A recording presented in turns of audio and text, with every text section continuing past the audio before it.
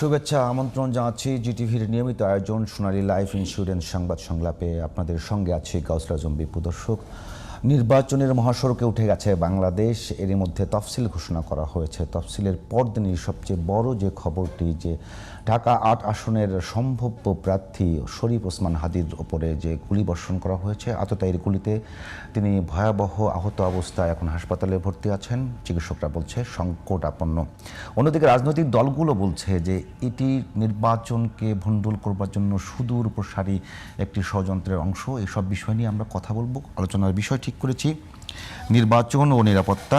আমাদের সঙ্গে আলোচনায় আছেন দুজন অতিথি। প্রথমজন কর্নেল অবসরপ্রাপ্ত কাজী শরীফ উদ্দিন, গবেষক, নিরাপত্তা বিশ্লেষক ও কলাম লেখক, এবং অন্যজন সিনিয়র সাংবাদিক ইলিয়াস খান, সাবেক সাধারণ সম্পাদক, জাতীয় প্রেস ক্লাব। আপনাদের দুজনকেই আমাদের স্টুডিওতে স্বাগত। শুরু করি কাজী শরীফ, আপনাকে দিয়ে। একেবারে সামনে নির্বাচন, ঠিক এই মুহূর্তে মানে এখানে মোটামুটি ৩০০ আসনে কম করে হলেও ৯০০ জন প্রার্থী হবে। এই তফসিলের পরপরই একজনের উপরে এভাবে হামলা, আসলে অন্য প্রার্থীগুলোর নিরাপত্তা কোথায়? ধন্যবাদ উপস্থাপক, আমার সহ আলোচক এবং আমার শ্রদ্ধেয় দর্শক শ্রোতাবিন্দুদের। নিরাপত্তা কোনো বিলাসিতা নয়। একটি সঠিক, যোগ্য, সার্থক নির্বাচনের পূর্ব শর্ত হচ্ছে নিরাপত্তা, এবং এই নিরাপত্তার স্টেজটাকে বলা হয় লেভেল প্লেয়িং ফিল্ড। তো নির্বাচনের যে নির্বাচন কমিশনার জাতির উদ্দেশ্যে তফসিল ঘোষণা দিলেন, এটা একটি সাধারণ দিন বা সাধারণ ঘটনা নয়। নির্বাচনের তফসিল ঘোষণা করা এটা একটা high alert security point of view, very important day, that is called red alert day. আর ওপেনিংয়ে এই ঘোষণা দেওয়ার পরপরই যখন আমাদের একটি নির্বাচনী এলাকার ঢাকা ৮-এর সম্ভাব্য পদপ্রার্থী যাকে আঘাত করা হয়েছে, এটা নিরাপত্তার জন্য সত্যি একটা হুমকি স্বরূপ। এটা আমাদের সাধারণ যে ভোটার, ইলেকশন, বর্তমান পরিস্থিতি সব কিছুকে প্রশ্নবিদ্ধ করেছে। কিন্তু প্রথম প্রশ্নটা তো আসে, আসলে ব্যর্থতা কার? ব্যর্থতা প্রথম প্রশ্ন এটাই আসে। আমাদের অন্তর্বর্তীকালীন যে সরকার, তাদের মেইন 3টা দায়িত্ব ছিল। 1 নম্বর দায়িত্ব ছিল যেটা সংস্কার, নাম্বার 2 ইলেকশন, নাম্বার 3 হচ্ছে আইনের শাসন। তা তারা সংস্কার বা নির্বাচন করতে গিয়ে নির্বাচন কমিশনারকে এই দায়িত্বটা দিয়েছেন। আর নির্বাচন কমিশনার সর্বসাকল্যে সার্বিক পরিস্থিতি মূল্যায়ন করে তারা যখন এই নির্বাচনের মাঠকে কেন্দ্র করে সর্বপ্রথম নির্বাচনের তফসিল ঘোষণা করেছেন, এই তফসিল ঘোষণা করার পরপরই এত বড় একটা দুর্ঘটনা আমাদের গোয়েন্দা সংস্থার ব্যর্থতা। কারণ এই মুহূর্তে দল মত নির্বিশেষে বিশ্বের সব জায়গায় ইলেকশনের পূর্বে এই আচরণ নিয়ে মানুষ আলোচনা, সমালোচনা বা উশৃঙ্খলাটা থাকবেই। গত বছর আমরা দেখতে পেয়েছি ইভেন ইলেকশনের পূর্বে ডোনাল্ড ট্রাম্পের উপরও জীবননাশী আঘাত হানা হয়েছিল, আর কি ফায়ার করা হয়েছিল ডোনাল্ড ট্রাম্প ইলেকশনের সময় আমেরিকার মতো জায়গায়। তা আমাদের এখানে যখন এই তফসিল ঘোষণা করা হয়ে গেছে, তফসিল ঘোষণা করার পরে বিফোর তফসিল ঘোষণা তাদের সিকিউরিটি অ্যালার্টনেসটা আর একটু সতর্ক করা প্রয়োজন ছিল। এই জন্য আমি প্রথমত চিন্তা করছি যে ইলেকশন কমিশনার সার্বিক মূল্যায়নের পরিস্থিতি, যে সিকিউরিটি অ্যাসেসমেন্টটা, সেখানে কিছুটা ব্যত্যয় রয়েছে। এটা কি ইলেকশন কমিশন করবে না বিভিন্ন সংস্থা করবার কথা?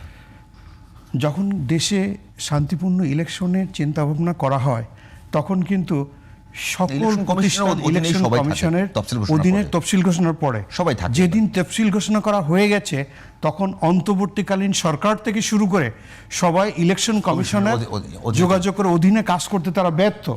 এখনই সিকিউরিটি ব্ল্যাঙ্কেট যেটা জননিরাপত্তা দিয়ে একটা নিরাপত্তার চাদরে ঢেকে দিয়ে তারপর এই যে নির্বাচনের তফসিল ঘোষণা করার কথা, কিন্তু ডিক্লেয়ার দেওয়ার পরপরই যখন একজন প্রার্থীর গায়ে এই ধরনের আঘাত দেখতে পাচ্ছি, সুনির্দিষ্ট, পরিকল্পিত, এটা কোনো বিচ্ছিন্ন ঘটনা নয়, এটা সুপরিকল্পিত। সিকিউরিটি পয়েন্ট অফ ভিউ আমরা যদি দেখতে চাই, এটা দেখতেছে টার্গেট ভায়োলেন্স, কন্ট্যাক্ট কিলিংস এবং যে কালচার অফ যে ফেয়ার, যে ভীতির সংস্কার। ওখানে যে প্রতিদ্বন্দ্বিতা আছে, যে প্রতিযোগিতা আছে, যে ক্যান্ডিডেটগুলো আছে, তাদের উপরে শুধু দৃষ্টি দিলে হবে না। আমাদের সম্প্রতি দেশের ইলেকশনের প্রেক্ষাপটে সিকিউরিটি অ্যাসপেক্টকে আমরা দেখে পেয়েছি চিটাগংয়ের কাহিনী, আমরা দেখতে পেয়েছি খুলনার কোর্টের কাহিনী, আমরা দেখতে পেয়েছি মোহাম্মদপুরের মিরপুরে যে একটি দলের রাজনৈতিক নেতাকে খুন করা হয়েছে এই বিভিন্ন উচ্চ নিয়ে, এবং আরও জানতে পেরেছি এই যে মিরপুরে যে কন্ট্যাক্ট কিলিংগুলো হয়েছে, ওখানে মিরপুরকে কন্ট্রোল করছে 4টা লোক এবং 4জনই দেশের বাইরে থেকে কন্ট্রোল করছে। তো এখন সাইবার অ্যাটাক বা সাইবার দিক নির্দেশনায় আমাদের যথেষ্ট সচেতন হতে হবে। এই ফেসবুক বা ওয়েব মিডিয়ার মাধ্যমে আমরা কোনটা সঠিক কোনটা বেঠিক ওটা বুঝে ওঠার আগেই দুর্ঘটনাগুলো ঘটে যাচ্ছে। এ ব্যাপারে আমাদের আমি যেটা বলছিলাম কি, আপনি তো বিভিন্ন নিরাপত্তা সংস্থায় ভালো ভালো পজিশনে চাকরি করেছেন, সে দায়িত্ব পালন করেছেন। আমি যাকে বলছি যে কোনো প্রার্থী বা কোনো ব্যক্তির সে কতখানি রিস্কের মধ্যে আছে এটা পরিমাপ করবার জন্য আপনাদের নিশ্চয়ই কোনো স্কেল আছে। সেই পয়েন্ট অফ ভিউ থেকে আমি যদি বলি যে প্রার্থীরা তো সবাই তো রিস্কের মধ্যে থাকবে না, তো এখনকার যে হামলাটা হয়েছে সেই হামলায় বেশিরভাগ ক্ষেত্রে দেখা যাচ্ছে যে ছাত্রলীগের নেতা ছিলেন তিনি একটা মানে অস্ত্র মামলায় ধরা পড়েছেন, তিনি আবার জামিনে বেরিয়ে গেছেন। এই ধরনের একেবারে যারা অপরাধী চিহ্নিত অপরাধী, তাদের বিষয়ে সতর্ক কে থাকবে? সাধারণ মানুষ থাকবে নাকি নিরাপত্তা সংস্থাগুলো থাকবে? সর্বপ্রথম এই ধরনের কোনো দুর্ঘটনা ঘটলে নিরাপত্তা সংস্থা তাদের দায়ভার এড়াতে পারেন না, কারণ নিরাপত্তা সংস্থার দায়িত্ব হচ্ছে যারা যে যখন ক্ষমতায় থাকে তাদেরকে আগে থেকে একটা ওয়ার্নিং বা সতর্কবাণী দেওয়া, যে এই ধরনের ঘটনা ঘটতে যাচ্ছে, এই ধরনের ঘটনা ঘটতে পারে, এই ধরনের একটা অ্যাসেসমেন্ট যেটাকে বলে থ্রেট অ্যাসেসমেন্ট। এই থ্রেট অ্যাসেসমেন্টের উপর ভিত্তি করে দেশের 300টা সিট, এই 300টা সিটে আপনি যেমন বললেন মিনিমাম 3টা থেকে 5টা, কোথাও 10টা বেশি ক্যান্ডিডেট থাকবে। তো প্রত্যেকটা জনগণ যখন এই ভোটের মাধ্যমে তাদের প্রতিনিধি নির্বাচন করবেন, এই নির্বাচনটা সাকসেস করার জন্য প্রয়োজন কিন্তু জনগণের সংশ্লিষ্টতা। আর জনগণের সংশ্লিষ্টতা থেকে অ্যাভয়েড করার জন্য সিকিউরিটি থ্রেট যদি থাকে তাহলে উপস্থিতি কমে যাবে, আর উপস্থিতি কমে গেলে দেখা যাচ্ছে যে ইলেকশনটা সাকসেস হবে না। আমরা একটু ইলিয়াস ভাই কাছে, ইলিয়াস ভাই একটা বিষয় একেবারে যে শরীফ ওসমান হাদি আগে থেকেই বলছিলেন যে তাকে বিভিন্ন জায়গায় বিভিন্ন ফোন থেকে তাকে হুমকি দেওয়া হচ্ছে। তিনি বলছেন 30টি ফোন এসছে বাইরে থেকে, 30টি ফোন এসছে বাইরে থেকে। তো এত কিছুর পরেও তাকে আসলে মানে তার পক্ষ থেকে কোনো আইন শৃঙ্খলা বাহিনীর কোনো জায়গা থেকে কোনো সংস্থা থেকে তাকে ন্যূনতম নিরাপত্তা দেওয়ার কথা বলা হলো না? আমাদের আইন শৃঙ্খলা বাহিনী কি এসব তিনি জানিয়েছিলেন কিনা I am not sure, but তার ফেসবুকে বলেছেন, ফেসবুকে বলেছেন, ভার্চুয়াল যোগাযোগের মধ্যে না।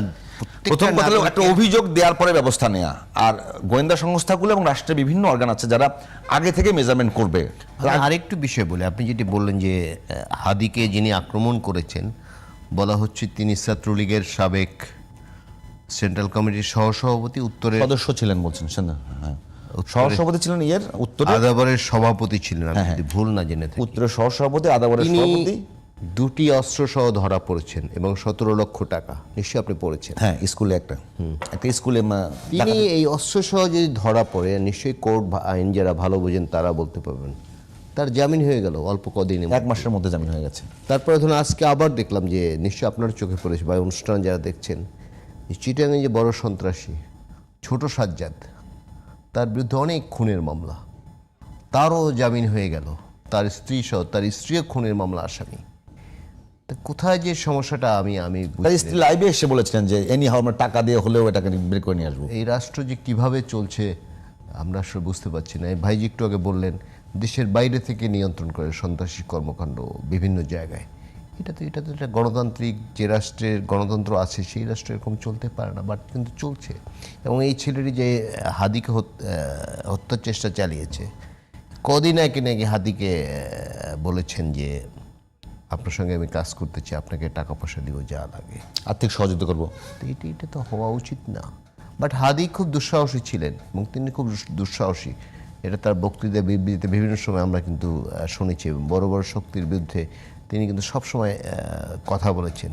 তার একটু সতর্ক হয়ে চলা উচিত ছিল। একই সঙ্গে রাষ্ট্রের নিরাপত্তার দায়িত্বে যারা আছেন তাদের কিন্তু সতর্ক থাকা উচিত। কারণ আপনি দেখুন, দীর্ঘ প্রতীক্ষিত একটা নির্বাচন, যে নির্বাচন আমরা তো জানি যে গত 15.5 বছর যে স্বৈরাচারী শাসন আমলে নির্বাচনে পাঠানো হয়েছিল, কোনো নির্বাচন মানুষ দেখতে পারেন, শুধু পার্লামেন্ট না, শুধু পার্লামেন্ট না, স্থানীয় সরকার নির্বাচন, ট্রেড বডি নির্বাচন, প্রফেশনাল বডি নির্বাচন, ছোট ছোট ক্লাবের নির্বাচন, ইভেন পার্ক কমিটির কয়েকজন লোক মিলে চালাবে একটি পার্ক, সেখানেও আওয়ামী লীগের লোক থাকতে হবে। এই অবস্থায় দেশে করেছিল, কোনো ভোট টোট ছিল না। সুতরাং এই নির্বাচনটি কিন্তু ব্যাপক আকাঙ্ক্ষিত। মানুষ, যেটি আমরা সবসময় বলি যে একটা ভোটের ক্ষুধা রয়েছে মানুষের মধ্যে, ভোট দিতে পারে না। ধরুন এখন যাদের বয়স 38 থেকে 42, তারা কিন্তু ভোট দিতে পারে না, কারণ তারা যখন ভোটার হয়েছে এরপর আর বাংলাদেশ কোনো নির্বাচন নাই। তো মানুষ এখন চাচ্ছে একটি ভোট দিতে, এবং গণতন্ত্রের উত্তরণে যে এর চেয়ে কোনো বিকল্প নেই। সেটি যখন ঘোষণা করলো নির্বাচনের তফসিল কিন্তু দীর্ঘদিন ধরে মানুষ অপেক্ষা করছে যে কবে তফসিল ঘোষণা করে। কিন্তু তার 24 ঘন্টা না যেতেই, যেমন 6টায় তফসিল ঘোষণা করেছে, এর পরের দিন 2:30টার সময় এই ছেলেটিকে 24 ঘন্টা হয়নি, 24 ঘন্টা 20 ঘন্টার মধ্যে তাকে হত্যার চেষ্টা চালিয়েছে। এটা বিরাট মেসেজ। শুধু এটি না, হামলা করা হয়েছে। শুধু এটি না, আপনি দেখুন ওই দিন সন্ধ্যায় কিন্তু আবার বাদ জ্বালানো হয়েছে।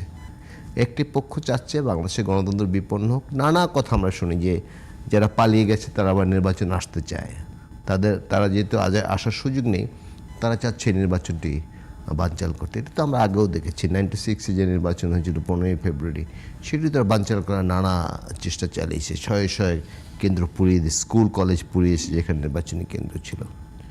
আরও নানা কথা শুনি, কারণ আমরা দেখেছি নির্বাচনটির তারিখ যখন ঘোষণা করার চেষ্টা হচ্ছিল, তখন একবার শুনলাম যে স্থানীয় সরকার নির্বাচন আগে দিতে হবে, নিশ্চয়ই আপনার মনে আছে। তারপর আবার শুনলাম যে হঠাৎ করে পিআর পদ্ধতি আসলো। যাক, এই মেঘগুলো কেটে গেছে, সব দল মোটামুটি ঐকমত্য হয়েছে। আপনি শুরুতে যে টার্মটি ইউজ করেছেন যে নির্বাচনের ট্রেন চলতে শুরু করছে, আসলেই কিন্তু শুরু করেছে, বাট কালকে ঘটনার মধ্যে দিয়ে 2-1টি নাট বল্টু খুলে গেছে, কিন্তু এটি আমাদের অস্বীকার করার উপায় নেই। কিন্তু আর আপনি দেখুন যে গত 10 মাসে এ পর্যন্ত নির্বাচনী রাজনৈতিক সহিংসতায় 117 জন মানুষ হত্যাকাণ্ডের শিকার হয়েছে। আপনি জানেন যে চিটাগাং একজন প্রার্থীর প্রচার মিছিলে গুলি করে একজনকে হত্যা করা হয়েছে, এবং তিনিও আঘাতপ্রাপ্ত হয়েছেন। পাবনার ঘটনা আমরা জানি, সেখানে গুলি করা হয়েছে।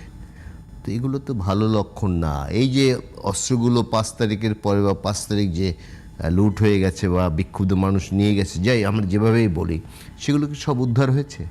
এগুলো তো রকেট সায়েন্স না। এগুলো আমার মনে হয় যদি আইনশৃঙ্খলা রক্ষাকারী বাহিনীর চেষ্টা করে, এটা কোনো বড় জব না। কোথায় যেন একটি একটা গা ছাড়া ভাব, একটি সংকট আছে। এই সংকটটা খুব দ্রুত, এই সংকট থেকে উত্তরণ ঘটাতে হবে। এবং আপনি নিশ্চয়ই আমার সাথে একমত হবেন যে এখন কিন্তু সব ক্ষমতা নির্বাচন কমিশনের হাতে।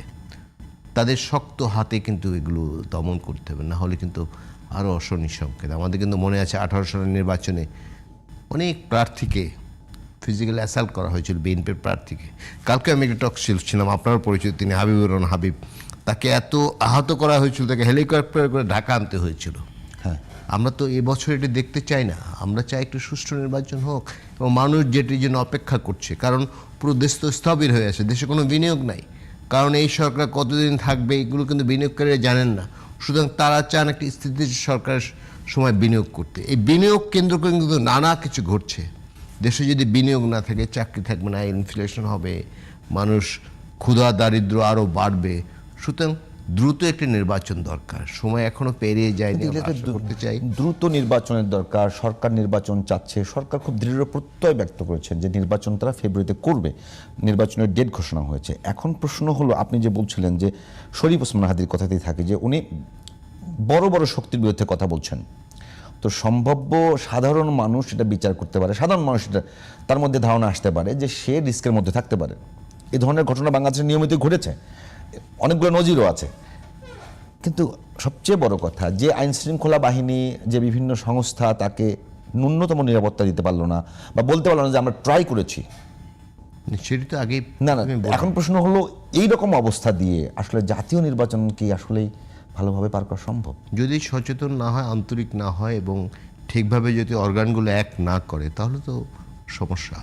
কারণ এই রাষ্ট্রটি অত্যন্ত ঘনবসতিপূর্ণ, যার তার উপরে আক্রমণ করা খুব কঠিন কিছু না কিন্তু। এবং একটি পক্ষ তো আছে যে নির্বাচনকে যে কোনো উপায়ে বানচাল করবে, বানচাল করতে এবং চায়। সেই চেষ্টা কিন্তু তারা করছে। কালকে হাদির ঘটনা দিয়ে টেস্ট করছে তারা, এবং তারা কিন্তু যে জায়গা থেকে গুলি করা হচ্ছে, এবং এরা কিন্তু ট্রেন শুটার, এটা বোঝা যায়। একটা চলন্ত রিক্সা, এবং ওই রিক্সা কিন্তু খুব দ্রুত চলে। রিক্সাও চলন্ত, মোটরসাইকেল চলন্ত। হ্যাঁ, একদম টার্গেট যেখানে করছে সেখানে গুলি লাগিয়েছে। এটি কিন্তু খুব খুব বিরাট একটি বিপদের ব্যাপার, একটি খুব আশঙ্কার ব্যাপার। সুতরাং এই শক্তি কিন্তু বসে নেই। কারণ আমি যদি নাম ধরেও বলি, যে অনেকে বলছে যে এটি আওয়ামী লীগ করেছে, আওয়ামী লীগের এই যে ছেলেটির কথা বলা হচ্ছে তিনি ছাত্রলীগের। আওয়ামী লীগের একটি সাজানো বাড়ি ছিল, সে বাড়িটি হঠাৎ করে তাদের হাতছাড়া হয়ে গেছে। সাজানো বাড়ি মানে এখানে দুর্নীতি, লুটপাট, চুরির মৎস্য, ব্যাংক লুটপাট, আর্থিক প্রতিষ্ঠান লুটপাট, এবং রাষ্ট্রীয় যত প্রতিষ্ঠান ছিল সবগুলো ধ্বংস করে দিয়ে তাদের শাসনটি শুধু টিকিয়ে রেখেছিল। হঠাৎ করে তারা একটু বিপদে পড়ে গেছে, এবং তারা এই রাষ্ট্রের ইতিহাসে, যেটা আমি সবসময় বলি, যে তাদের পরিণতিটি এমন হয়েছে, এই রাষ্ট্র থেকে দুজন শাসক পালিয়ে গেছেন। একজন লক্ষণ সেন, 800 বছর পরে শেখ হাসিনা। এবং সবথেকে কি বলা যায় দৃষ্টিগ্রাহ্য বিষয় হচ্ছে, এমন একজন মানুষের পতন হয়েছে, তার সঙ্গে জাতীয় মসজিদের ইমামও পালিয়েছেন, প্রধান বিচারপতিও পালিয়েছেন। এইটি পৃথিবীর ইতিহাসে। আর সঙ্গে যে 300 এমপি বা 600 এমপি, সেটি আর আমি বললাম না। এইটি পৃথিবীর ইতিহাসে কোথাও আছে বলে পুরো ক্যাবিনেট এবং মন্ত্রী পরিষদ থেকে শুরু করে আমার সবকিছু জানা পালিয়েছে। নেই। সুতরাং আমি শেষ করি, নির্বাচন হওয়া দরকার। সরকার আশা করি আন্তরিক, বাট খাপছাড়া ভাবটি যাতে না থাকে, তারা প্রকৃতপক্ষে যে অবৈধ অস্ত্র আছে সেগুলো উদ্ধারের চেষ্টা করা উচিত। এবং আমি বলতে চাই, ভাই গোয়েন্দা সংস্থা ছিলেন, গোয়েন্দা সংস্থা কারা কোন এলাকায় সন্ত্রাসী তৎপরতা চালায়, অস্ত্রবাজি করে, একদম সঠিক লিস্ট আছে বলে আমি মনে করি। গোয়েন্দা সংস্থা যদি চেষ্টা করে, আমাদের এখানে গোয়েন্দা সংস্থা কিন্তু খুব স্মার্ট। কিন্তু আপনি দেখুন, এই যে দুজন মা মেয়েকে হত্যা করলো, তার কিচ্ছু নাই, তাকে কিন্তু ধরে ফেলেছে। এরকম কিন্তু অনেক জায়গায় এরকম সফলতা ইতিহাস আসছে কিন্তু। সুতরাং এরা যদি আন্তরিক হয়, আমি আশা করতে চাই সন্ত্রাসী ধরা বড় কোনো জব না। সুতরাং নির্বাচন যদি সুষ্ঠু হয়, সুষ্ঠু হতে হলে আইন শৃঙ্খলার আগে ঠিক করতে হবে। আইন শৃঙ্খলা ঠিক না করলে নির্বাচন সুষ্ঠু করা খুব টাফ। জনাব শরীফ উদ্দিন, আমি একটা বিষয় বলি যে ইলিয়াস ভাই বলছেন যে বাংলাদেশে আইন শৃঙ্খলা বাহিনী এবং গোয়েন্দা সংস্থাগুলো অনেক স্মার্ট বলা হচ্ছে। প্রশ্ন হলো, তারা কি শুধুমাত্র ঘটনা ঘটবার পরে ব্যবস্থা নেবে? ধন্যবাদ। গোয়েন্দা সংস্থা এটা একটা রাষ্ট্রের আইজ অ্যান্ড ইয়ার্স। দেখুন, গোয়েন্দা সংস্থাকে যদি ইম্পর্টেন্স না দেওয়া হয়, তাহলে সে দেশ বহিরাষ্ট্রের সাথে কম্পিটিশনে এগিয়ে যেতে পারবে না। কারণ আমরা তো গ্লোবাল ভিলেজে বসবাস করছি।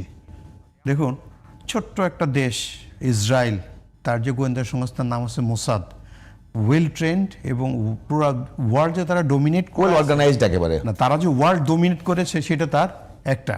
বাট আমাদের দেশের গোয়েন্দা সংস্থা, তারা যে কাজটা করছে, তাদের নির্দিষ্ট দায়িত্বের ভিতর দিয়ে তারা করাচ্ছে, তাদেরকে করাইতে হবে সঠিকভাবে। সমন্বয় সাধনটা বেশি দরকার। পুলিশের কাজ আর্মি দিয়ে হবে না, আর আর্মির কাজ কখনো পুলিশ প্রত্যাশাই করতে পারবে না।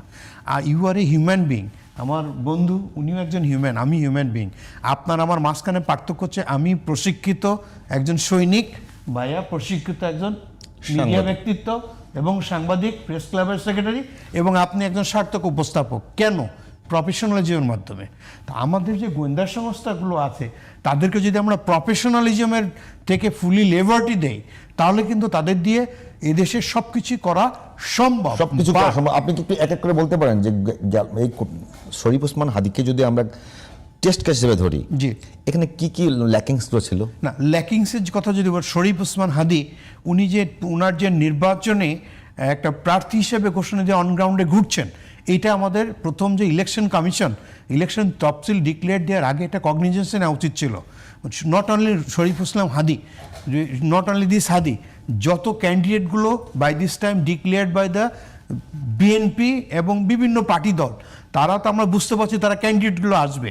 যখন এটা আসছে এই মুহূর্তে কিন্তু একটা সুষ্ঠু নির্বাচনের পক্ষে অন্তর্বর্তীকালীন সরকার বারবার রিকোয়েস্ট করছে আমাদের নির্বাচন কমিশনারকে।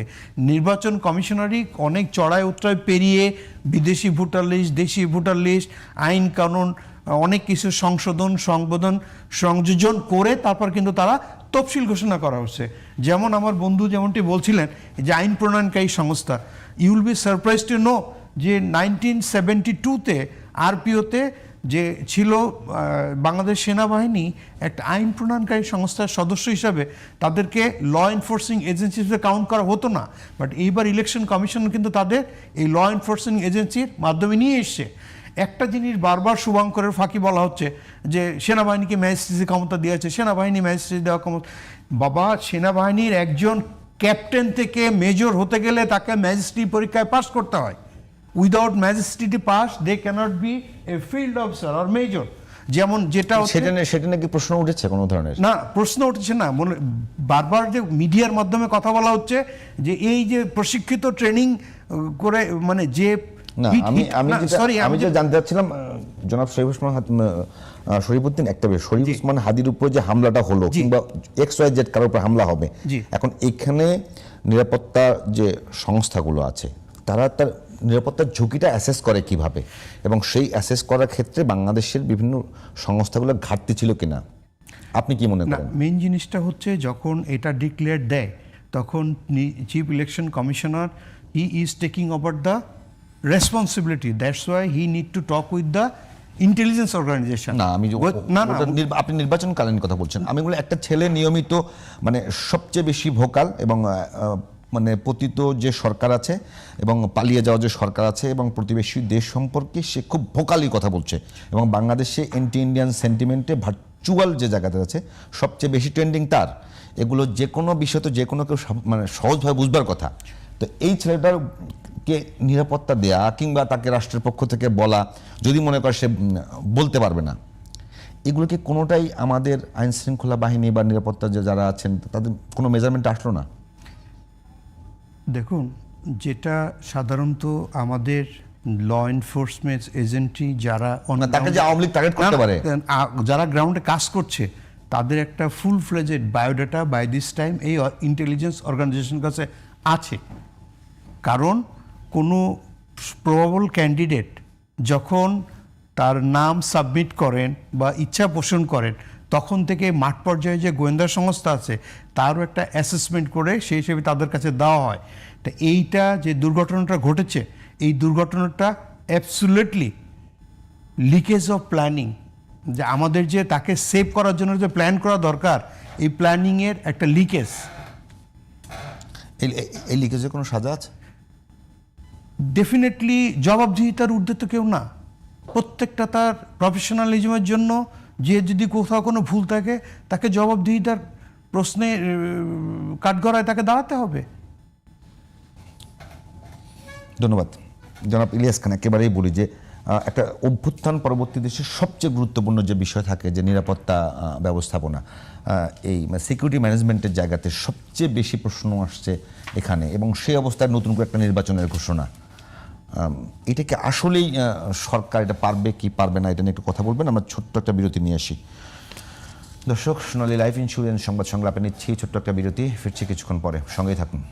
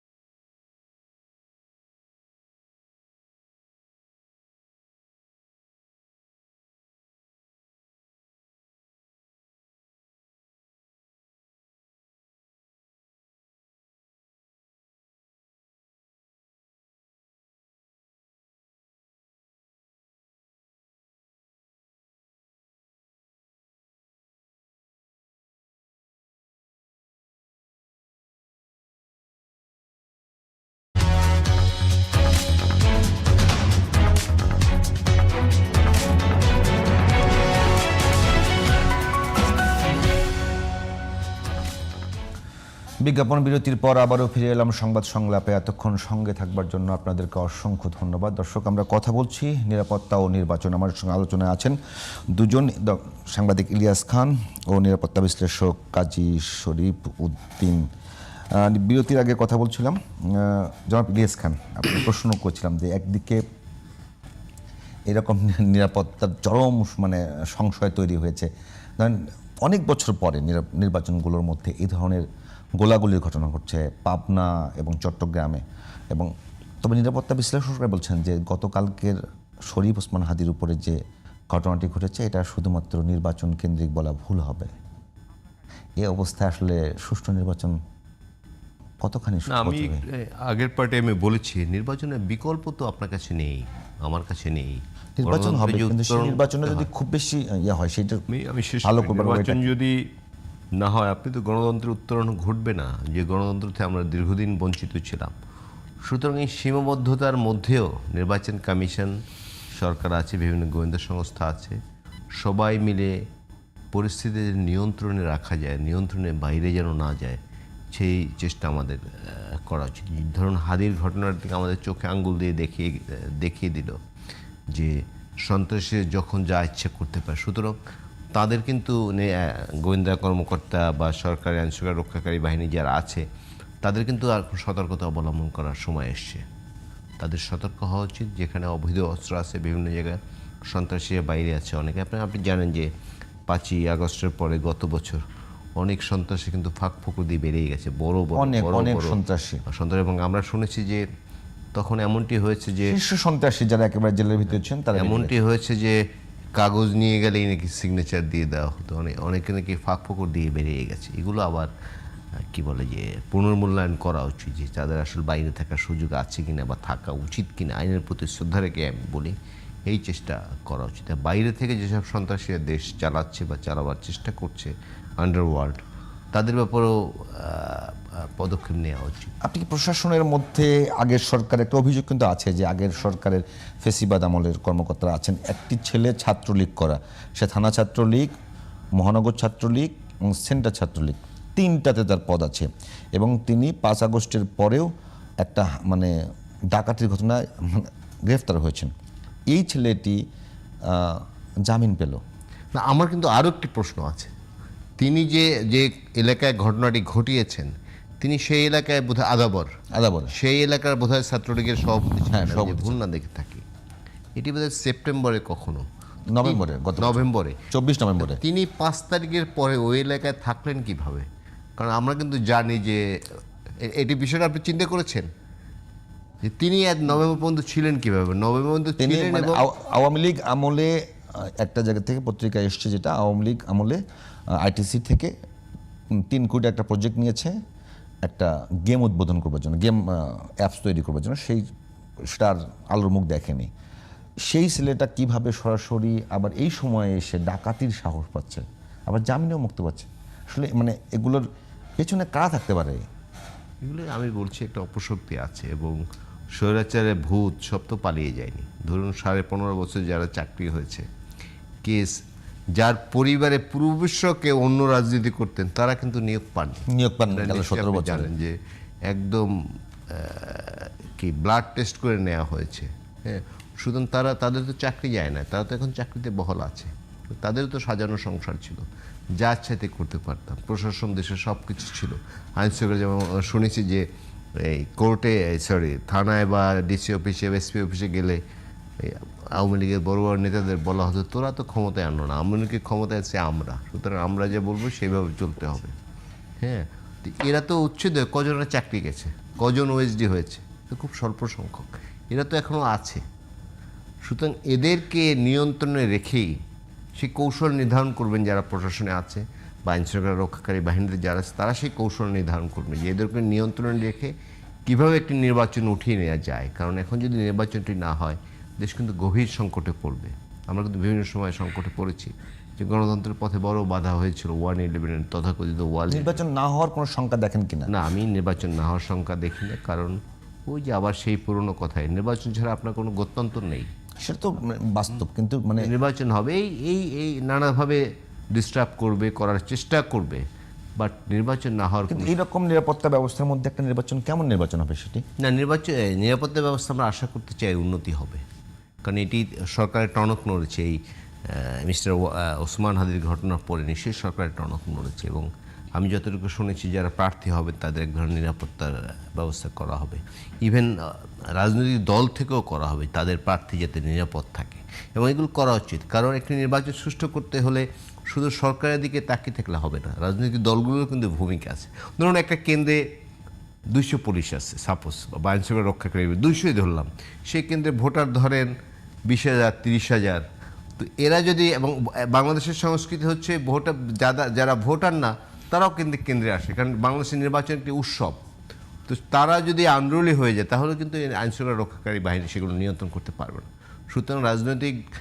সুতরাং সরকারের যেরকম ভূমিকা আছে, নির্বাচন কমিশনের যেরকম ভূমিকা আছে, রাজনৈতিক দলগুলো আরও বড় ভূমিকা। সেটি যার যার ভূমিকা যদি যথাযথভাবে পালন করে নির্বাচন উঠে যাবে। হয়তো আমরা নৈরাশ্যবাদীরা অনেকে বলেন যে ওই যে এটা হলো উইশফুল থিঙ্কিং, যাতে নির্বাচন না হয়, এই জন্য একটা ন্যারেটিভ তৈরি করা হয়েছে নির্বাচন কি আদৌ হবে, এই ধরনের। এখন কথা এসছে যে কেমন নির্বাচন হবে এটা নিয়ে কথা বলবো। না, নির্বাচন ভালো হবে। এবার নির্বাচনে কোনো কারচুপি করার বা সেই ডামি মার্কার নির্বাচন, রাতের এগুলো বাংলাদেশে আর কখনো হবে না। আমি আশা করতে চাই নির্বাচনটি সুষ্ঠু হবে। আর বাংলাদেশের নির্বাচন তো ধরুন ওয়েস্টার্ন মানদণ্ডে হবে না, এবং ভারতের মানদণ্ডে হলেই আমাদের অনেক কিছু নির্বাচন। কারণ ভারতে কিন্তু নানা কিছু নিয়ে আমরা সমালোচনা করি বা আমরা পছন্দ করি না, বাট তাদের নির্বাচনটি নিয়ে খুব বেশি প্রশ্ন কিন্তু এখনো ওঠে না। মোদির আমলে উঠছে, বাট একদম কি বলে যে ব্যাপকভাবে উঠছে না, কিন্তু ব্যাপকভাবে উঠছে না। একটু তাহলে কাজী শরীফ উদ্দিন জনাব, আপনার কাছে একটু প্রশ্ন, যে অভ্যুত্থান পরবর্তী একটা দেশে যে ভঙ্গুর নিরাপত্তা ব্যবস্থা থাকে সেদিকে একটা অবস্থা, 2 নম্বর গেল সরকারের আমলে যেভাবে রিক্রুটমেন্ট হয়েছে, তারা এখন পর্যন্ত বহাল তবিয়তেই আছেন বিভিন্ন সংস্থা, বিভিন্ন আইনশৃঙ্খলা বাহিনীতে, এবং ঠিক সেই সময়ে একটা নির্বাচন, এবং একদিকে হলো ভঙ্গুর অবস্থা, অন্যদিকে একটা নির্বাচন, এখন এই মুহূর্তে করণীয় কি আসলে? ধন্যবাদ।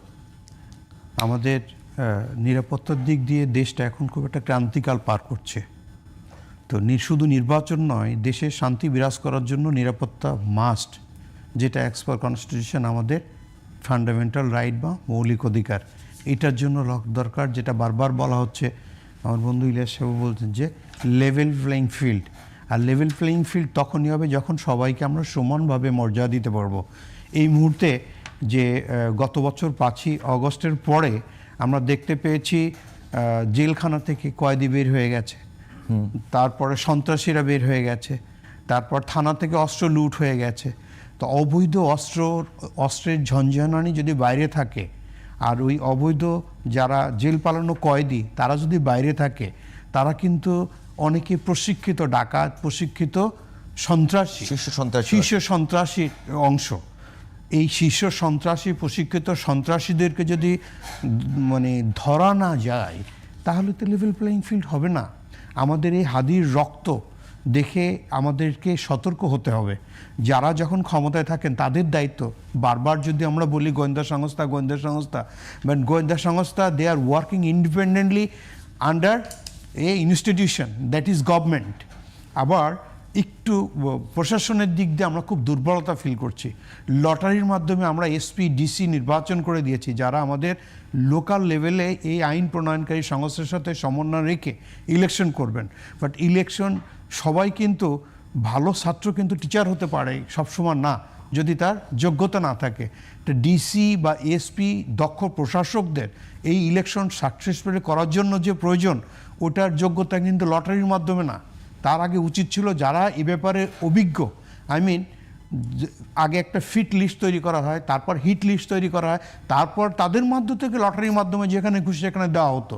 তারা তো সান অফ দি সয়েল, এই দেশেরই তো তারা সন্তান, গভর্নমেন্টের কর্মকর্তা কর্মচারী, তারা তো সরকারের কাছে দায়বদ্ধ, তারা জনগণের কাছে দায়বদ্ধ, জনগণের টাকা ট্যাক্স নিয়ে তারা এখানে চলছে বা চালাচ্ছে। তাদের মাধ্যমে যে আইন প্রণয়নকারী সংস্থার সমন্বয়টা, এটা এই মুহূর্তে অতীব জরুরি যদি হয়, তাহলে একটা টোটাল ব্ল্যাঙ্কেট সিকিউরিটি, নিরাপত্তার চাদরে সবাইকে ডেকে দিতে পারবে। It is possible sometimes, but নির্বাচনকালীন যে দুর্ঘটনা, এটা সবসময় হয়। আমেরিকার প্রেসিডেন্ট ডোনাল্ড ট্রাম্প যে গত বছর 14 জুলাই 2024 বক্তৃতা দেওয়ার সময় তাকে গুলি করা হয়, এবং এই যে আমরা সবাই দেখেছি ফাইট করে রিয়্যাক্ট করলেন। রিয়্যাক্ট করার পরে কিন্তু আমাদের দেশে এটা এত তাড়াতাড়ি যে আজকে নির্বাচনের তফসিল ঘোষণা, পরে 24 ঘন্টার ভিতরে মিস্টার হাদি সাহেবকে অ্যাটাক করবে, সরাসরি হিট করবে, এটা কিন্তু pre plan. It is not over the night, একটার সাথে আরেকটা কিন্তু জড়িত। ইট স্পিক সামথিং এলস। সিকিউরিটি আসপেক্টে যদি আমরা সঠিকভাবে মূল্যায়ন না করতে পারি, সিচুয়েশন অ্যাড্রপ না করতে পারি, তাহলে ট্রমাটিক ইনজুরি বা ফোবিয়া ভুগবে আমার টোটাল নেশন। আর ফোবিয়া থাকলে কি হবে, তারা ভোট কেন্দ্রে যাবে না। যে একজন ক্যান্ডিডেট, তার যদি নিরাপত্তা না থাকে, আমি ভোট দিতে যাব, আমার কি নিরাপত্তা আসবে? Regarding this aspect we have to be very কশাস। আমাদের এই মুহূর্তে ইলেকশন কমিশন থেকে বলা হয়েছে 1,10,000 আর্মি, 1,10,000 পুলিশ, 90,000 আর্মি বা এই যে বিভিন্ন সংস্থাগুলো অ্যাটেন্ড করবেন, এদের মাধ্যমে দরকার সমন্বয় সাধন। এই সমন্বয় সাধনে যদি কমতি থাকে, তাহলে এককভাবে কেউ, nobody will become the hero. ব্লাডশেডের পরে যদি আবার সে দেশে শান্তি ফিরিয়ে আনতে হয়, তাহলে ডিসিপ্লিনের ক্ষেত্রে কঠোর হইতে হবে। সেই কঠোরতা এই দেখছেন। কঠোরতা হচ্ছে পোলারাইজেশন অফ টোটাল অ্যাডমিনিস্ট্রেশন। যদি ওই যে আমার ভাই যেটা বললেন, কোনো অ্যাডমিনিস্ট্রেশনের লোক যদি কোনো একটা পার্টির পক্ষে কথা বলে, তাহলে তো সেখানে নির্বাচন এমনি ধ্বংস হয়ে যাবে। এইটাকে আগে কন্ট্রোলে আনতে হবে, যে ব্যক্তি, দল, মত নির্বিশেষে সবার উপরে উঠে দেশকে প্রাধান্য দিয়ে ইম্পর্টেন্স দিতে হবে। আর একটা জিনিস হচ্ছে, আমাদের প্রথম যেটা তখন বলেছিলাম যে সিকিউরিটি আসপেক্টে সাইবার আসপেক্টটা হচ্ছে অতি ইম্পর্টেন্ট। খুবই গুরুত্বপূর্ণ আলোচনা করতে যাচ্ছিলাম আর কি। হার্ভার্ড বিশ্ববিদ্যালয়ের ঝরে পড়া মার্ক জুকারবার্গ এমন একটা মেশিন তৈরি করে দিয়েছেন, ফেসবুক। আজকালে অন্ন, বস্ত্র, বাসস্থানের পরপরই একজন ফেসবুক বা ইন্টারনেটের লাইন লাগে, তা না হলে আমাদের অনেকের সংসার ভেঙে যাচ্ছে অথবা সিকিউরিটি থ্রেটেড হয়ে যাচ্ছে। Regarding this aspect we have to be very কশাস। This important media 30 মিনিটের ক্যারেক্টার 30 সেকেন্ডে আপনার ক্যারেক্টার ধ্বংস করে দেবে। আপনি 30 মিনিট বক্তৃতা দিলেন, আমার বন্ধু 30 মিনিট কথা বললো, এর ভিতরে 30 সেকেন্ড একটা কথা বললো, 30 minute nobody will take decision. 10 সেকেন্ডের এই ডিসিশন দিয়ে you will be geo paradise. Regarding this aspect we have to be very serious. আমি এটা নিয়ে একটু কথা বলি। ইলিয়াস ভাই, একটু বলবেন যে গতকালকের যে ঘটনাটা, হাদির উপর আক্রমণ হবার পরে ভার্চুয়ালি এবং সাইবার জগতে একেবারে ওখানকার যে বিএনপির প্রার্থী আছেন, বিএনপি স্ট্যান্ডিং কমিটির সদস্য মির্জা আব্বাসকে দোষী করে একেবারে মানে ওয়ান কাইন্ডস অফ একটা আক্রমণ তৈরি হয়ে গেল। আমার প্রশ্ন হলো, নির্বাচনকালীন এ ধরনের যেহেতু একটা নিরাপত্তা একটা ভঙ্গুর অবস্থা আছে, এই ধরনের ঘটনা ঘটবে, কিন্তু সাথে যদি একেবারে একটা সময় শুধু এইরকম আক্রমণ চলে, ভার্চুয়ালি আক্রমণ শুধু ভার্চুয়ালি চলে না, অনেকগুলো ঘটনা ঘটার সম্ভাবনা আছে। এইটা বন্ধ করবার জন্য বা এইটা ম্যানেজ করবার জন্য সাথে যুক্ত হচ্ছে দেন এআই দিয়ে অনেকগুলো জিনিস বানানো। এআই দিয়ে তো এখন ভয়াবহ বানানো হচ্ছে অনেক কিছু। তো এটার নিরাপত্তা একেবারে তো নর্মাল নিরাপত্তাই নাই, সাথে এই ভার্চুয়াল নিরাপত্তা ব্যবস্থাটা একটা বড় ইস্যু হয়ে দাঁড়িয়েছে। এবারে নির্বাচনে মূল ফ্যাক্টর হবে ভার্চুয়াল জগৎ। আমি বললাম কোন প্রার্থীকে মেলাইন করতে হবে, কাকে আন্ডারমাইন করতে হবে, এটাকে ভার্চুয়াল জগৎ থেকে বলবে। আপনি ধরেন কালকে এমনও হয়েছে যে ছেলে মানে ওটার সঙ্গে সম্পৃক্ত না, তাকে মোটামুটি বানিয়ে সম্পৃক্ত করা হচ্ছে না, তবে এটি কিন্তু থেমেছে। যেমন প্রথম দিকে যে আব্বাস ভাইয়ের কথা বলা হয়েছিল, তিনি দায়ী এবং আব্বাস ভাই দায়িত্বশীলতার পরিচয় দিয়েছেন, তাকে তো ওটার উপর ভিত্তি করে তাকে যেভাবে অত্যন্ত দুর্ভাগ্যজনকভাবে আপনি যা দেখেছেন যে ঢাকা মেডিকেলে তার সঙ্গে কি আচরণ করা হয়েছে। না, এটা ওখানে যদি কোনোভাবে না হতো আরেকটা সমস্যা ক্রিয়েট হতো। হ্যাঁ, এটি আমরা প্রত্যাশা করি না। আমাদের তরুণ বন্ধুরা আন্দোলনের অগ্রভাগে ছিলেন, আন্দোলনের সামনে ছিলেন। ইট ডাজন্ট মিন আমরা কাউকে মানব না, যা ইচ্ছা তাই করবো। যেমন এনসিপির 2-1 নেতা আছে যে ভাষায় কথা বলে, এগুলো বাংলাদেশের রাজনীতির সংস্কৃতি। আমাদের রাজনীতি পচে গেছে আমরা বলি, তারপর কিন্তু ন্যূনতম একটা সংস্কৃতি আছে। যেমন রাজনীতির সিনিয়র নেতাদের সম্মান করা, জুনিয়রদের স্নেহ করা। এই ইদানিং দেখে কিছু রাজনীতিবিদ হঠাৎ গজিয়ে ওঠা, কারো প্রতি কোনো মান সম্মান বোধ বলতে কিছু নেই। মির্জা আব্বাস তিনি কিন্তু একদিনে তৈরি হননি, তিনি বহু বছর এই অবস্থানে এসেছেন। তিনি এমপি ছিলেন, অবিভক্ত ঢাকার মেয়র ছিলেন, তিনি মন্ত্রী ছিলেন। তার সঙ্গে কিছু কি বলা যায় যে আচরণ করেছে, আগেই ধরে নিয়েছে, আমি বিচারটা আগেই করে ফেলছি, মির্জা আব্বাস এটি করে। ভার্চুয়ালি বিচার হয়ে গেছে। হ্যাঁ, এটি ভাবা যায়, কিন্তু এটা হচ্ছে, এটি নিয়ন্ত্রণের উপায় কি? আমার মনে হয় যে যারা এই আইটি এক্সপার্ট আছে, এই ফেক জিনিস এগুলো যাতে না দিতে পারে। তবে সবচেয়ে যে কথাটি আমি বলেছি, রাজনৈতিক সংঘবদ্ধভাবে দলগুলোকে ইলিয়াস ভাই যে বিষয়ে সংঘবদ্ধভাবে কোনো গোষ্ঠী কোনো দল কিন্তু এগুলো করেই যাচ্ছে, কিন্তু সেইটাকে নিয়ন্ত্রণ করবার যদি কোনো ওয়ে তৈরি করা না হয়, ওইটা রাজনৈতিক দলগুলোকে দায়িত্বশীল হতে হবে, তাদের কর্মীদের এগুলো থামানো উচিত, না হলে কিন্তু একদম ব্লান্ডার হয়ে যাবে। সেটি কতটুকু পারবে I am not sure, but আর এত বড় আমি যদি কি বলে, যদি আমি বলতে চাই যে ভার্চুয়াল যখন নিয়ন্ত্রণ করা খুব টাফ। আপনি হয়তো এআই দিয়ে তৈরি ছবিগুলো নিয়ন্ত্রণ করতে পারলেন। ধরুন আপনাকে আমি ডাকাত বলে দিলাম সাপোজ ফেসবুকে, আপনি কি দিয়ে ফেরাবেন? ফেরানোর রাস্তা নাই। এটি সত্য না মিথ্যা এটা তো ফেসবুক বুঝবে না, সেগুলো ছেড়ে দেবে। সুতরাং এগুলো মানুষের, আমাদের রাষ্ট্রের বড় সমস্যা হচ্ছে যে আমাদের এখন নৈতিক শিক্ষা বলতে কিছু নেই। আপনি আমার একজন স্নেহভাজন, আপনাকে কী ভাষায় আমি কথা বলবো, আপনার কতটুকু আপনার বিষয়ে আমি দেখব, এগুলো আমার মধ্যে এগুলো থাকতে হবে। যদি এগুলো না থাকে তাহলে কিন্তু মান সম্মান, যেটি আগেও বলেছি, এগুলো একদম উবে যাচ্ছে। নৈতিক শিক্ষাটার বড় অভাব আমাদের। এই ধরো এত ছোট্ট একটি ভূখণ্ড, আমি আগেও স্টুডিওতে বলেছি যে পৃথিবীর 1000 ভাগের 1 ভাগ স্থলভাগ হচ্ছে বাংলাদেশ, আর 1000 ভাগের 27 ভাগ মানুষ হচ্ছে বাংলাদেশে। জনচাপে পিষ্ট একটি দেশ। এখন কিন্তু যানজট লাগে না, জনজটের কারণে আপনি রাস্তায় চলতে পারবেন না, আপনি ফুটপাথ দিয়ে কারণ বাজে হাঁটতে পারবেন না, এই তোফানে হাঁটতে পারবেন না। তো এই রাষ্ট্রটাকে ম্যানেজ করা অনেক কঠিন একটি ব্যাপার। আপনি দেশের বাইরে বিভিন্ন জায়গায় গিয়েছেন, দেখেছেন মানুষ কত সুন্দর। এবং নাম্বার 2 হচ্ছে, যেটুকু আছে সেটুকু মানুষ আইন মানতে চায় না। যে মন্ত্রীর গাড়ি যাবে উল্টো রাস্তা দিয়ে, এটা কোনো সভ্য দেশে ভাবা যায়? এই যে আপনি দেখবেন যে বিভিন্ন জায়গায় ফুটওভার ব্রিজ আছে, খুব শিক্ষিত ভালো ভালো লোক, আমি কারণ বাজারে মাঝে মাঝে দেখি অনেক কষ্ট করে এই পার হচ্ছে, কিন্তু ফুটওভার ব্রিজটা সামনে, ফুটওভার ব্রিজে উঠছে না, কেউ উঠছে না। এটি তো আপনি কোনো আইন দিয়ে বা কোনো কিছু করে এগুলো করতে পারবেন না। আইন দিয়ে আপনি 2 জন ধরলেন, যাচ্ছে তো 100 জন, 200 জন, 500 জন। সুতরাং মানুষের মধ্যে এগুলো জাগ্রত হবে। কিছু কিছু পরিবর্তন দেখি, যেমন আগে ওই গাড়িতে বাচ্চা চিপস খাচ্ছে, বাবাকেই গাড়ি পরিষ্কার করে তাদের রাস্তায় ফেলে দেয় চিপসের প্যাকেট। কিন্তু এইসব মানসিকতা একটু চেঞ্জ হচ্ছে, চেঞ্জ এসছে। হ্যাঁ। সুতরাং মানুষকে নিজেদের সচেতন হতে হবে। সচেতন যদি না হয়, সেই ক্যাম্পেইনটা কি চলছে আমাদের? সেই ক্যাম্পেইনটা চালানো দরকার। আপনি ভালো বলেছেন, সেই ক্যাম্পেইনটা চালানো দরকার, সেই নৈতিক শিক্ষা চালানো দরকার। ছোট্ট ছোট্ট বিষয় কিন্তু আমাদের দেশটা চেঞ্জ করে দিতে পারে একদম, আমার মনে হয়। এই যে ছোট ছোট অনিয়মগুলো আমরা করি, যেমন এই আমরা গাড়ি নিয়ে উল্টো দিকে চলে যাচ্ছি, এটি না গেলে কিন্তু বিরাট মহাভারত অশুদ্ধ হয়ে যাবে না? এটা কিন্তু মানা যায়। আমি ফুটওভার ব্রিজ আছে, আমি নিচ দিয়ে কারণ বাজারের যে কী বল মেট্রো রেলের নিচে আপনি দেখেছেন, বিশাল কিন্তু পালানো কিন্তু অনেক কষ্ট, কিন্তু আমি কিন্তু ফুটওভার ব্রিজে উঠছি না, আমি নিচ দিয়ে চলে যাচ্ছি কষ্ট করে। হ্যাঁ, তো এগুলো মানুষের মধ্যে সচেতন হতে হবে। একজন নেতা সম্পর্কে আমি কী বলবো, একজন প্রার্থী সম্পর্কে আমি কী বলবো, আমার ভাই সম্পর্কে আমি কী বলবো, এগুলো আমাদের সচেতন থাকা উচিত। একটু মানে শেষ সময় শরীফ ভাই আপনার কাছে যাই, একেবারেই মানে যেটা হলো যে ঘটনা বিভিন্নটা ঘটবে, এবং এই যে সাইবার ভার্চুয়াল জগতে যেটা হচ্ছে, একজন আরেকজনকে ছোট করবার জন্য তাকে কোনো ব্যাড নেম দেয়া, এগুলোর ইম্প্যাক্টটা পরবর্তীতে এসে আবার মানে ইয়েতে পড়ে যাবে, হয়তো একটা বড় ধরনের নিরাপত্তা সংকট তৈরি করবে। তো এইটা ম্যানেজমেন্ট করার কোনো পন্থা আছে কিনা?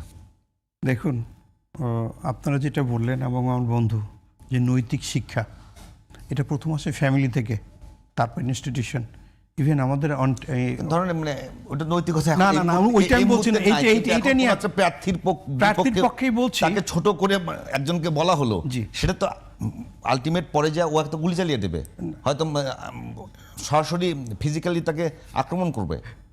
কোথাও যদি আস্থার সংকট আসে, তাহলে দেখা যাচ্ছে পেশি শক্তি সেখানে মানে আগে আমার একটা সমস্যা ছিল, আমি কোনো একটা বাজারের ভিতরে বসে থেকে গালিগালাজ করতাম, ওই প্রার্থীর কান পর্যন্ত যেত না, কেউ একজন নিয়ে যেতে হতো। আমি যদি ভার্চুয়ালি ওটা দিয়ে দেই, সেটা সঙ্গে সঙ্গে চলে যাবে। এইটা ম্যানেজমেন্ট করবো কি? এই সিকিউরিটি পয়েন্ট অফ ভিউ, যে সাইবার সিকিউরিটি অ্যাক্ট বা সাইবার সিকিউরিটি পলিসি বা সাইবার কন্ট্রোল যারা করছেন, তাদের মাঝখানে একটু সমন্বয় সাধনটা খুব বেশি প্রয়োজন। যেমন করে কোনো একটা সময় এই দেশে খুব বাজে কিছু ওয়েবসাইট, সেইটা আবার করতে গেলে বাক স্বাধীনতা হরণ হয়। না, বাক স্বাধীনতা হরণের কথা আমি পুরোপুরি বলবো না। বাক স্বাধীনতা হরণ আগে হচ্ছে কোনটা সঠিক কোনটা বেঠিক এটা বুঝে নিতে হবে। কোনটা সঠিক কোনটা বেঠিক এটা যদি আমরা বুঝতে না পারি তাহলে আমরা অস্তিত্বের সংকটে পড়ে যাব। কারণ যেটা রং ওটাকে আমরা রাইট বানিয়ে যদি সামনে উপস্থাপন করা হয়, আপনি যেমনটি বলেছিলেন যে আর্টিফিশিয়াল ইন্টেলিজেন্সের মাধ্যমে আপনার কমেন্ট মোতাবেক সে তার পরিস্থিতি উপস্থাপন করলো, কিন্তু আমাদের ন্যাশনাল সিকিউরিটি বা মাধ্যমে এই যে টেলিভিশন যেটা আছে সেটার মাধ্যমে বা গণমাধ্যম যেটা আছে সেটার মাধ্যমে যদি আমরা অহরহ বলতে থাকি যে দিস ইজ রং, এইটা ভুল, এর জন্য তাকে পানিশমেন্ট এটা হচ্ছে, এইটা যদি জানে, যদি কাউকে পানিশমেন্টের আইনের কাঠগড়ে আনা হয় এবং তার উপর যদি সঠিক আইন প্রয়োগ করা হয় তাহলে পরিবর্তন হতে বাধ্য। এতগুলো সাইবার সিকিউরিটির আজে বাজে মেসেজ দিল, যদি এই মিডিয়ার মাধ্যমে কোনো একটা সময় নির্দিষ্ট বলা হয় আজকে এতগুলো সাইবার সিকিউরিটি অ্যাক্ট আসছে, এটা ভুয়া তথ্য, মিথ্যা, তো যারা দিয়েছে তাদের প্রতি এই পানিশমেন্ট ডিক্লেয়ার করা হলো, সেগুলো কনফার্ম করছে। এইটা যদি কনফার্ম করতে পারি আমরা মিডিয়ার মাধ্যমে, তাহলে আর কিছু না হোক তার ভীতি সঞ্চয় হবে, আর কিছু না হোক নেক্সট যদি কেউ ভুল তথ্য দিতে যায় তাকে 3 বার চিন্তা করতে হবে যে I am doing something wrong, I will be punished. আইনের শাসন প্রতিষ্ঠা না হলে কোথাও সঠিক এবং ভালো কিছু আশা করা যায় না।